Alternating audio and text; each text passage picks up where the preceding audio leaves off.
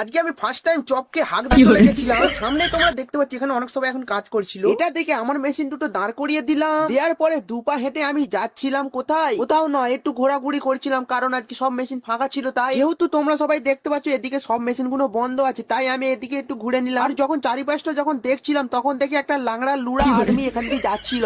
আমার ভাষার মধ্যে কেউ ধ্যান দেবে না, কিন্তু এই বুড়োটাকে দেখে আমার খিদে পেয়ে গেছিল, তাই আমি একটা ভাজিয়া নিয়ে খেতে লেগে গেছিলাম। আর এই ভাজিয়াটা বাংলা ভাষায় বলে চপ। সেটাকে আমি খেয়ে দিয়ে পেটটাকে ভরিয়ে নিয়েছিলাম। ভরার পরে দেখি অতিরিক্তই ভরে গেছে, তার ফলে পেটে গ্যাস হয়ে গেছিল। তাই আমি একটু হালকা হতে গেছিলাম আমাদের বড় বাথরুমে পায়খানায়। পরে যখন বেরালাম খুব আনন্দই হলো, তাই হাঁটতে হাঁটতে আবার ভেতরে চলে এলাম। যখন আমি ডিপার্টের ভেতরে ঢুকলাম তখন দেখি ডিপার্ট পুরো ফাঁকা হয়ে গেছে, আমার পাদের গন্ধ। এটা দেখে আমি খুব দুঃখ পেলাম, তাই আমি দাঁত কেলাতে কেলাতে চলে যাচ্ছিলাম আমার ঘরে।